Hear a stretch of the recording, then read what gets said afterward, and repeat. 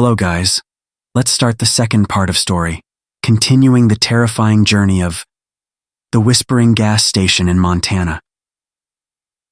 Sometimes horror lives in shadows, sometimes it hides in mirrors, and sometimes it waits below, where the light doesn't reach, where footsteps echo into forever, where the whisperer builds his house. Daniel, Haley, and the half-broken girl named Becca have no choice. The stairs beneath the gas station have opened, and going down might be the only way to ever come back up.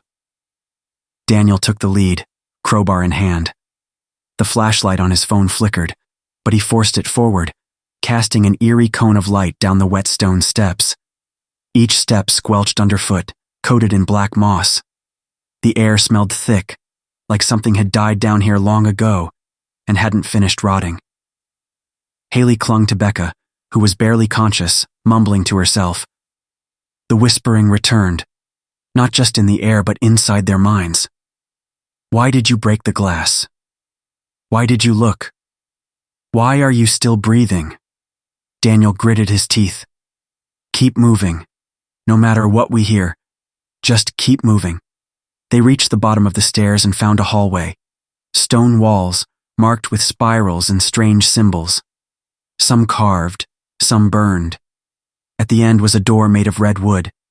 No handle. Just a keyhole, shaped like an eye. Becca gasped. That's where he speaks, the listening room. Daniel asked, "What's behind it?" Becca whispered, "The part of you that doesn't come back." Then, the door creaked open on its own. They stepped into darkness, and then the walls began to glow, not with light, but with motion. All around them, images crawled across the stone, like memories stitched into the room itself. Daniel saw it first. A woman, early 30s, alone in a car. Crying. Then, headlights, a crash. A slow-motion loop of her body flying through the windshield over and over. Haley screamed, That's my mother." Becca said softly, "He shows you your worst moments. Then he makes you live them." Daniel turned and saw something worse. Himself. Kneeling in a garage, holding a bottle of whiskey, a gun beside him, tears on his face. The night he almost ended everything. He had never told anyone about that. But the whisperer knew. Then the whispers became voices, real, loud, sharp. "You should have pulled the trigger. She died because you weren't there. You're not saving them. You're just dragging them down with you." Daniel dropped the crowbar, covering his ears. Becca was screaming now, gripping her head, rocking in place. Haley was silent, catatonic, eyes locked on the memory of her mother's death. The room pulsed, the walls bled, and then a door appeared at the far end of the room, blacker than black, carved into the wall with no seams. Daniel pushed forward. He had to. He grabbed Haley, pulled Becca, kicked the new door open. And the screams stopped. The hallway beyond was narrow, too narrow. The walls pressed close. The ceiling was low, and the floor was moving, not shifting, breathing. They realized too late. The entire corridor was made of mouths, stone lips, cracked, chattering teeth, rows and rows opening and closing as they walked. Each step forward made the mouths open wider. Some laughed, some wept. One sang softly, a lullaby in a language none of them knew. Daniel held Haley close, whispering, "Don't stop. Don't look at them." One mouth near Becca spoke. "Your brother screamed for hours." She froze. "He fed him, just like you will." Daniel yanked her forward, but something caught her leg. A tongue, slick and black, wrapping around her ankle. Becca didn't scream. She didn't resist. She looked at Daniel and said, "This is where I stay." Then the mouths opened wider and dragged her down. Daniel and Haley ran, The corridor curved, then spiraled, and finally burst into a cavern of white light, silence, clean, sterile tiles, fluorescent lighting overhead. It looked like a hospital. They blinked, stunned. No mouths, no whispers. Just a hallway lined with numbered doors. Daniel stepped forward, heart racing. One door was marked. Daniel, room 217. Another. Haley, room 218. Daniel's hand shook as he reached for the doorknob.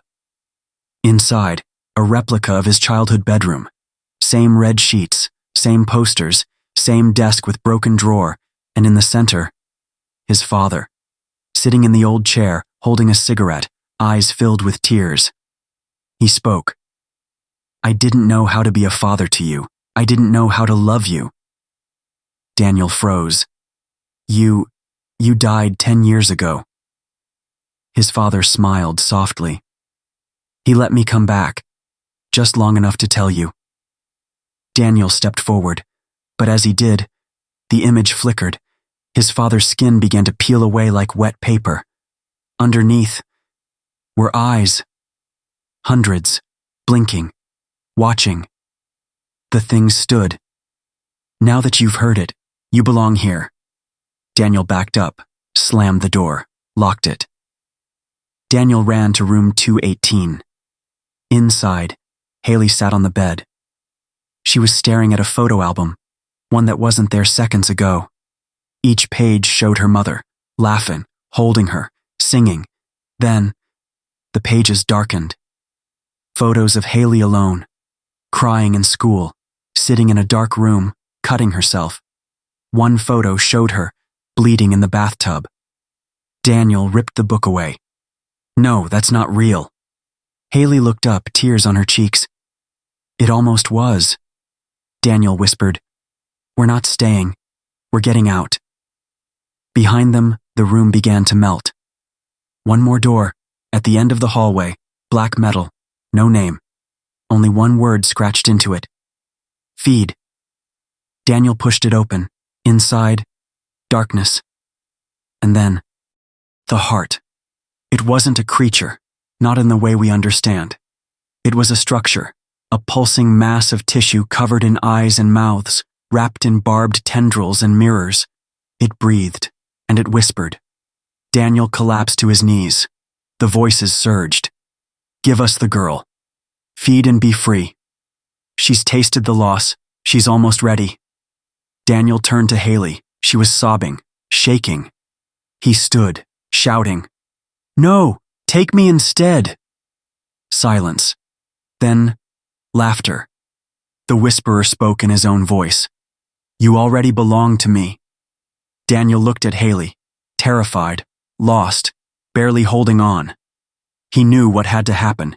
He grabbed the crowbar, raised it, and turned, not toward Haley, but toward the whisperer. He charged, screaming, and brought it down with everything he had. Once, twice. The heart burst, and the gas station screamed. The gas station shuddered. Reality cracked, and Daniel fell into the dark. When you tear apart a God's heart, you don't destroy it. You wake it up. You open the door. Beneath the door, Daniel struck the core. The whisperer howled. And now the gas station is gone. Now we are somewhere else. Daniel didn't feel himself fall. He felt himself unravel. 1 second he was inside that eldritch chamber, swinging the crowbar. The next, he was suspended in a color that shouldn't exist. Like a bruise in space, like rot in geometry. He could hear Haley screaming his name, echoing from somewhere far above, or maybe below. He opened his eyes. But there was no sky, no ceiling, no walls. Only a horizon, shifting, pulsing. The ground beneath him was not ground, it was skin, pale, veined, breathing. He had fallen into the whisperer's body, but it wasn't dead. It was eternal. They called it the hollow earth in ancient maps, a myth, a curiosity, a forgotten theory. But here, beneath Montana, it was real. Daniel rose to his feet. His shoes squished on flesh. Bone joints rose in the distance like mountains. Massive ribs arched above him like the remains of a cathedral. He turned, and there was Haley, barely standing. Eyes wide, mouth open. "Where the hell are we?" she whispered. Daniel couldn't answer, because something was moving across the sky, not flying, swimming, through the air. A shadow with 1,000 legs. It sang in a pitch that made Daniel's teeth bleed. He grabbed Haley. "We need to move. Now." They followed a path, not carved but grown. Thick veins shaped like trails ran across the land, pumping some kind of black fluid. And then, they found them. People. Dozens. Maybe hundreds. Frozen in place. Some were kneeling, others were mid-scream. Some clutched books made of skin. All turned to stone. Or not stone. Salt. Daniel ran his hand across one face. It crumbled beneath his fingers. Names were etched into their chests. Some were dated from 1903, others from 2024. Haley choked, pointing to one in the corner. It was Becca, frozen, eyes wide, mouth open. But her mouth was whispering, even in stillness. "He's still dreaming. Don't wake him again." Daniel backed away. Then the ground pulsed, a heartbeat, and the skin beneath them began to split. The fissure opened, not jagged but deliberate. From it rose a train, no tracks, no engine, a sleek, elongated monstrosity made of fused vertebrae and spinal cords. Its doors opened like lips, revealing a dark interior lined with ribs. A sign above the doorway flickered in unnatural red. "Next stop, the center." Daniel turned to Haley. "We can't stay here." She hesitated, then stepped inside. The seats were soft, too soft. They pulsed with breath. The windows showed no scenery, only faces, flickering, watching, some of them familiar. Daniel thought he saw his mother. Haley whispered, "I don't want to go deeper." Daniel said nothing. The train lurched forward. No sound of wheels. Just a scream stretched into movement. A conductor passed them, 7 feet tall. No face, just a mirror. On its chest, a name tag burned in flesh. Voiceless. It handed Daniel a note. Just 4 words. "Turn around, too late." Then it vanished. As the train moved, the windows began to show memories instead of faces. Haley's memories. Her mother. The accident. But then, new images. A woman in a robe. Chanting in a candlelit room, holding Haley's baby hands above a strange black mirror. Whispers. A deal. Daniel looked at her. "What the hell is this?" Haley was shaking. "I didn't remember, I didn't know." But the train knew. The whisperer knew. Haley had been marked. Since childhood. Halfway through the journey, the train screeched to a stop.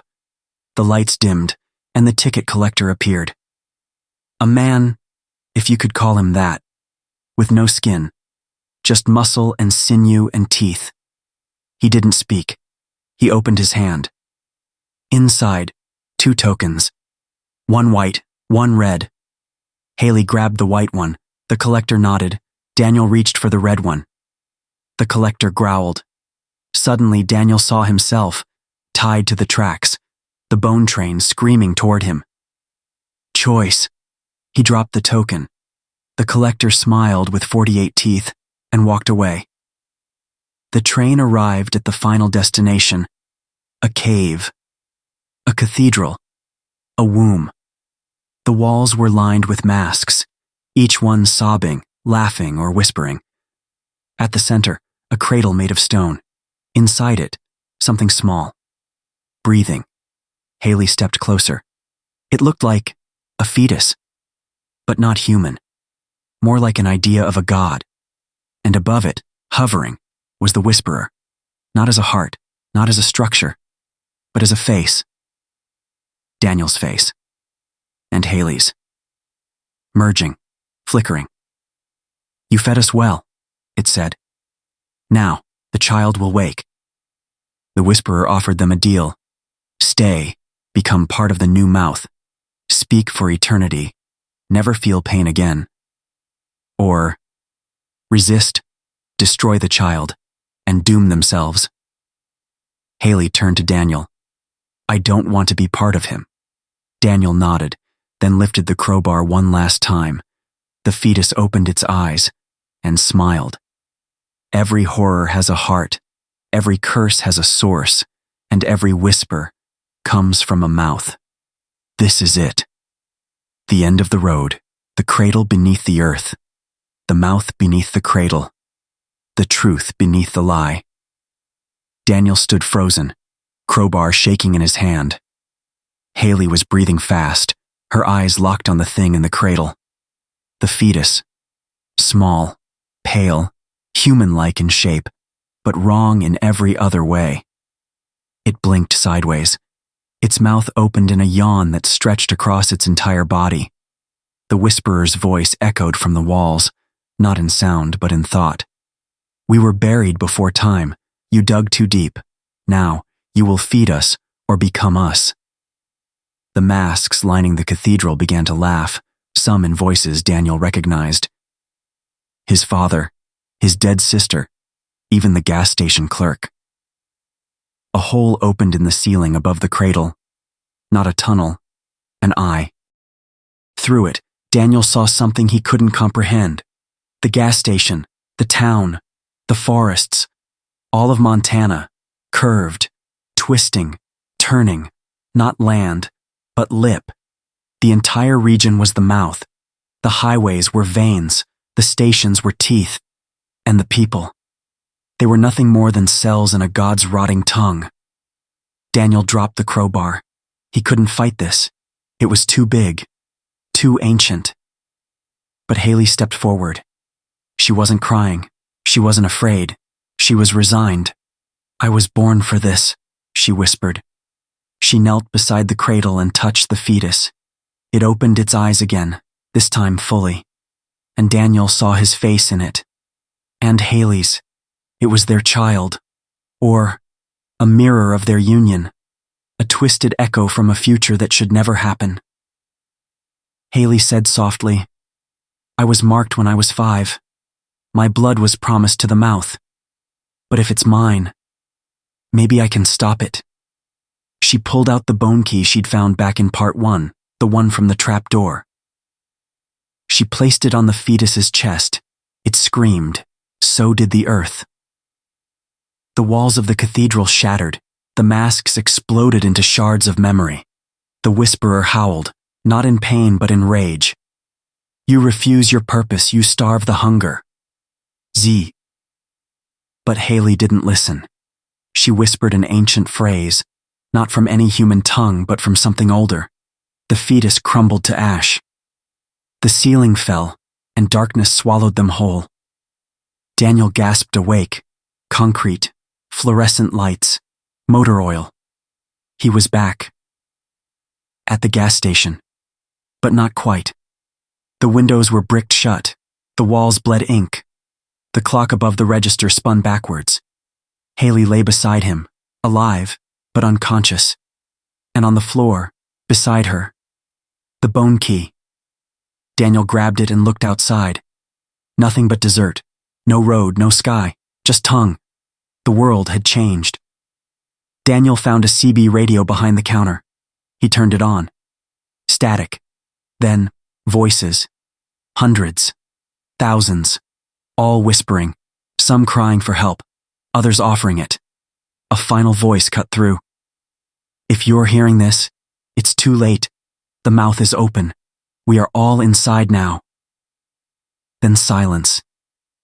Daniel turned to Haley, now awake, holding the crowbar. "We're not dead," she said. "No," he replied. "We're trapped." "But maybe," she said, looking at the key, "we're the infection." The gas station remains, buried, forgotten, alive, waiting. If you stop in Montana and find a place off the map, with no windows, no name, no sky, turn back or knock twice and let it whisper, because the mouth of God is open and it's hungry. Some stories don't end, they just fall quiet, like a mouth closed but never full. This is what happened after Daniel and Haley vanished beneath the earth. This is what they left behind. This is what we tried to bury, and what refuses to stay buried. 8 months later. 8 months after the events under the whispering gas station, the world above kept turning. People went on. The highway that once ran beside the station was mysteriously rerouted due to a land sync anomaly. Satellite images of the area now return nothing but static, a gray blur, like the land itself has been smudged out. The official records claim the gas station was demolished, but no one remembers who demolished it, or why. 2 months ago, a long-haul trucker named Carla Ruiz picked up a strange signal while crossing the Idaho border late at night. It came through her CB radio, Channel 19, Dead Zone. A male voice, worn, dry, speaking slowly. It said, "If anyone's out there, we're still underneath. It's breathing slower now, but it's not dead. The cradle still rocks." The gas station's gone, but it left a scar. You'll see it if you look long enough in the rearview mirror. Carla pulled over immediately. Her dash camera stopped working for 37 minutes. When it rebooted, the footage showed a gas station with no name, a flickering light, and what looked like a cradle made of ribs on the roof. There was no such station on her route. No one else could find it. In a small antique shop in Helena, Montana, a strange item appeared last week. No one brought it in, no record of how it got there. A carved bone key wrapped in wax paper, placed inside a rusted tin marked, "For the one who remembers." The shopkeeper said it hummed if held close to the chest, said it made her dream of sandstorms, mouths, and a woman in a gas station uniform with bleeding eyes whispering, "We stopped the hunger, but hunger doesn't die. It waits, it starves, and then it feeds."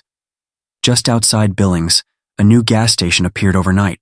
No permits, no foundation, white walls, steel roof, one single pump, no logo, no staff. Only a keypad and a digital screen that reads, "Owed." When someone pumps gas, the amount owed is always everything. And if you try to leave without paying, your phone fills with pictures you've never taken, you and someone who looks like Daniel, standing beside a cradle, beneath the earth, smiling. No one's seen him. No one's heard Haley's voice again either. But sometimes, if you drive past certain old roads in Montana, if you turn your radio dial to just the right frequency during a thunderstorm, you'll hear a whisper that sounds like Daniel. He'll say, "It's sleeping again, but don't feed it, don't listen to it, and above all, don't ever open the door beneath the register." Because the gas station is gone, but the mouth of God still breathes. And if you ever find yourself on a road that doesn't show up on GPS, where the mile markers count down instead of up, and the gas station at the end has no name, don't go in, keep driving, or else you'll hear it whisper your name. And by then, it's already too late. So, if you're ever driving across Montana, and your radio fills with static, your GPS glitches, and a gas station appears that wasn't there a second ago, keep driving, because the mouth of God may be asleep, but it never forgets who looked inside. Thanks for listening to this terrifying journey into the unknown. If you enjoyed the story, be sure to like, subscribe, and tap the bell so you don't miss what comes next.